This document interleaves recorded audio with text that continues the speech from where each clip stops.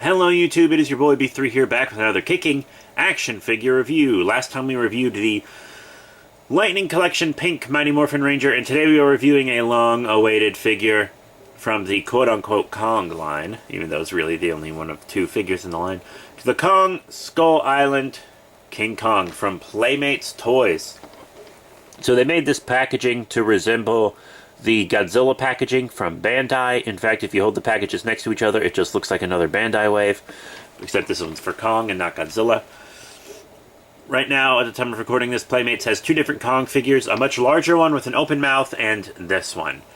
I wanted this one so badly, I went to multiple Walmarts looking for it, and finally found it. I almost didn't go to that last Walmart because I really wanted to take a nap, because I'm sick, and but I did go, and this was the only Playmates figure in this scale they had, and it's the first one I've seen. I've seen all the big Playmates figures, but none of the smaller ones. So yeah, Kong Skull Island. It's the only Kong figure in this wave, so there's no thing on the back, because the Kong and Godzilla lines technically have to be separate for licensing reasons. Hopefully we'll get a skull crawler, because we don't have a 6-inch skull crawler. When a scientific expedition to an uncharted island awakens titanic forces of nature, a mission of discovery becomes an explosive war between monster and man. That's pretty cool. Let's get him out of package. So here he is out of package, the Playmates Kong 2017. I really like it. I think these Playmates toys are getting a bad rap, because two of them have some bad head sculpts, even though the rest of their body looks great. And so since those two figures each have one big mistake, the whole line is trash to people for some reason. But this is the best 2017 Kong we've gotten. Isn't it?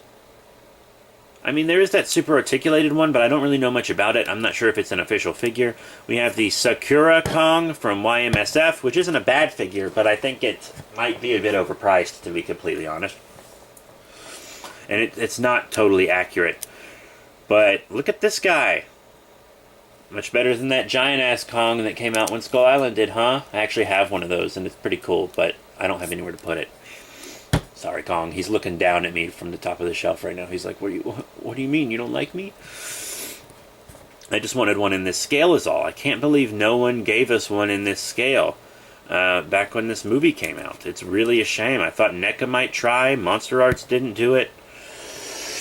No one did.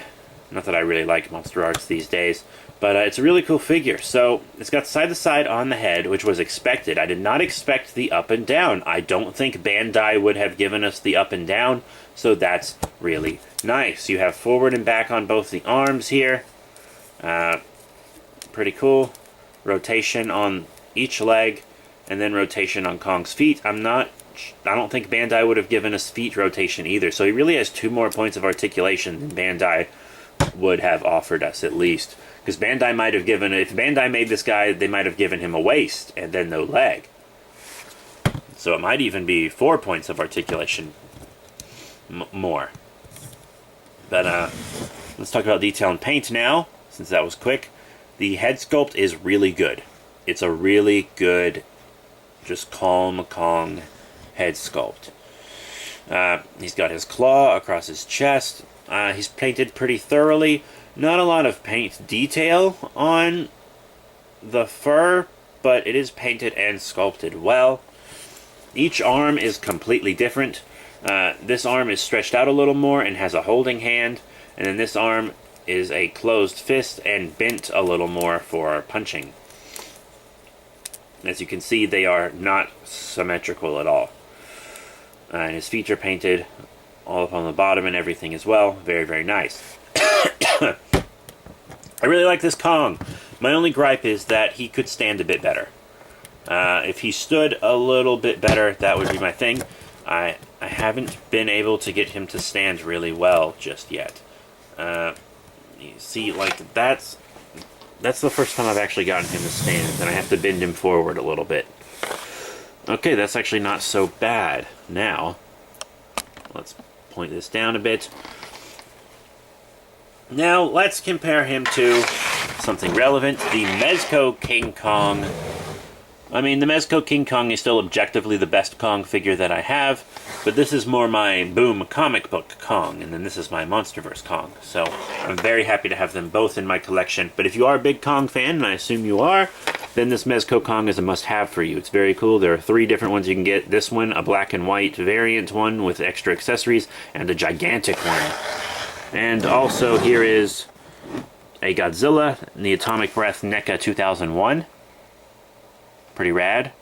And in case you want to see him with the Bandai Creations, because I feel like that's what he'll go best with, here is 2004 Godzilla, which I like. You know, I think he looks good with them, and I think he looks good with this other Kong, too. So he'll go well with your other 6-inch Kaiju figures, which is what we want, is it not? Is that not what we want, everybody? Our 6-inch Kaiju to go well together. So, final thoughts on Kingu Kongu here. I like him a lot. He's exactly what I wanted him to be. I'm glad he has a holding hand so you can put like a crushed pipe or a tree or something in the hand if you have an accessory like that. Or a bone. That would all be really cool. The Mezco Kong, the black and white one, comes with some bone accessories that would work well for that. He's also got a punching hand. And the thing about this figure is it's made for kids. Never forget this cat hair on him. It's made for kids. Don't forget that. You can't judge it by adult collectible standards because it is a kid's toy. But I think that this will be a fun figure for adults and kids alike. If you have a kid who's into Kong and Kaiju and stuff, definitely pick this up for them. It's like a $10 figure. It's painted well. It's got good playability. There's no small parts to choke on or lose. It's just pure fun. It's just a pure fun figure. Your kids will love it. Your adult collectors will love it. I think it's really cool. If you're one of those snooty adult collectors, you'll probably want the Monsterverse Kong or the Mezco Kong. But if you just like fun figures, this is a good one. So that's it. Thank you all once again for your support. Remember to rate, comment, and subscribe. Check out all the cool links in the description below. Facebook, Twitter, etc. And I will be seeing you all next time when we review yet another Lightning Collection figure.